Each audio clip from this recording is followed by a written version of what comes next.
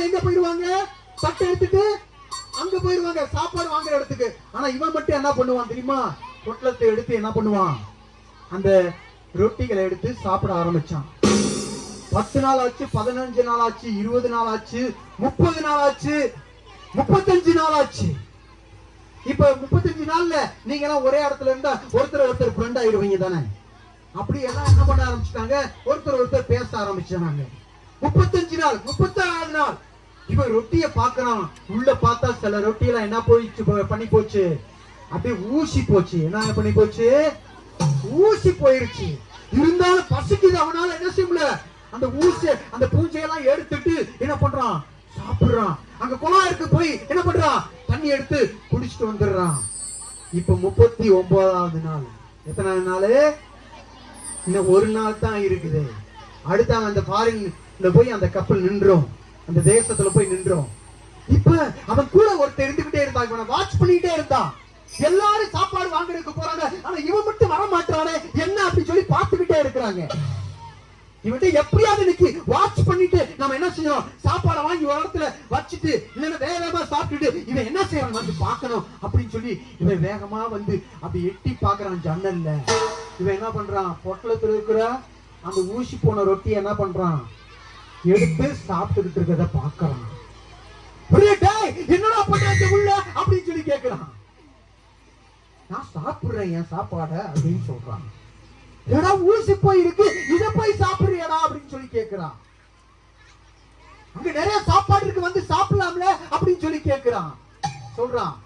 அவன் சொல்றான், என்கிட்ட அந்த சாப்பாடு வாங்குறதுக்கு என்ன இல்ல, காசு இல்ல அப்படின்னு சொல்றான். அப்ப இவன் நண்பன் பார்த்தவன் என்ன சொல்றான்? அந்த ஊசி போன ரொட்டியை சாப்பிடறத பார்த்தவன் என்ன சொல்றான்? அப்படின்னா நீ இந்த கப்பல்ல வர்றதுக்கு நீ டிக்கெட் வாங்குறியா அப்படின்னு சொல்லி கேட்கிறான். இந்த என் டிக்கெட் இருக்குது பாரு அப்படின்னு சொல்லி அப்படியே ஆட்டி காமிக்கிறான். நீங்களா பொக்க காமிக்கிற பாதி. அப்ப அவன் நண்பன் சொல்றான், நீ இந்த கப்பல்ல வர்றதுக்கு டிக்கெட் வாங்கின பத்தியா? அப்பயே நீ 40 நாள் சாப்பிடக்கூடிய சாப்பாடுக்கும் காசை சேர்த்து கட்டிட்டேன்னு சொல்றான். அப்ப எப்படி இருந்திருக்கும் அவனுக்கு? அந்த காஞ்சு போன ரொட்டியை சாப்பிட்டது வேற யாரும் இல்ல, நீங்க தான். நீ பொய் சொல்லும் போது, நீ கெட்ட வார்த்தை பேசும்போது என்ன ரொட்டியை சாப்பிடுற? காஞ்சு போன ரொட்டியை சாப்பிடுற. ஆனா ஏசப்பா உனக்காக ஒரு நல்ல ஒவ்வொரு டயத்துக்கு நல்ல ஃப்ரெஷ்ஷான மனமான சாப்பாடை என்ன பண்ணி வச்சிருக்கிறாரு? ஆயத்தப்படுத்தி வச்சிருக்கிறாரு. எங்க அப்படின்னா ஆண்டவருடைய பைபிள்ல. ஒவ்வொரு நாளும் நம்ம சொந்த வார்த்தைகளை கேட்டு சொந்த வார்த்தைகளை பேசும்போது அது எப்படி இருக்குது? காஞ்சு போன, இத்து போன, கெட்டு போன சாப்பாடா அது இருக்குது. எத்தனை பேர் காஞ்ச ரொட்டியை தொடர்ந்து சாப்பிட விரும்புறீங்க? இந்த VBSக்கு பிறகும் எத்தனை பேர் நல்ல சாப்பாடு சாப்பிட விரும்புறீங்க? அப்ப இதுக்கு முன்னாடி நீ காஞ்ச ரொட்டியை தின்னா உன்னால தெரிஞ்சுக்கணும். இனிமேல நீ பொய் சொன்னீங்கன்னா, திருடுனீங்கன்னா, கெட்ட வார்த்தை பேசினா, அடிப்படி சண்டை போட்டேன்னா என்ன ரொட்டியை சாப்பிடுற? நீயே காஞ்சு போன ரொட்டியை சாப்பிட போறேன்றவங்களா கை தூக்க பார்க்கலாம். நாம 2 பேர் கை தூக்குறோம், 4 பேர் கை தூக்குறோம். சரி, நான் ஃப்ரெஷ்ஷான ரொட்டியை சாப்பிடுறேன்றவங்களா கை தூக்க பார்க்கலாம். சூப்பர். அப்ப இதுக்கு முன்னாடி ஒருவேளை இவனுக்கு முதல் நாளே இந்த விஷயம் தெரிஞ்சிருந்தா அவன் இந்த 40 நாள் அவன் சாப்பிட்டிருப்பானா? என்ன பண்ணிருப்பான்? அதை எடுத்து கடல்ல தூக்கி என்ன செஞ்சிருப்பான்? இப்ப நீங்க அதை வீச போறீங்க.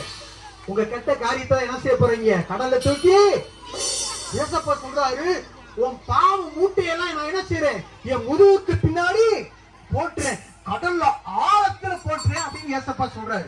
நீ என்ன தப்பிச்சுட்டு இருந்தாலும் பரவாயில்ல, நீ யாருக்கு எந்த கெட்டது செஞ்சிருந்தாலும் பரவாயில்ல, எல்லாத்தையும் நான் மறந்துடுறேன்னு சொல்றாரு. அப்ப இந்த நாள்ல இருந்து ஆண்டவர் இயேசு உனக்கு புதிய வாழ்க்கையை வச்சிருக்கிறார். எத்தனை பேருக்கு அந்த புதிய வாழ்க்கை வேணும் அப்படின்னா அதே கண்ணை மூடி நேர் முழங்கால் போட்டு அண்ணன் முழங்கால் போடுற மாதிரி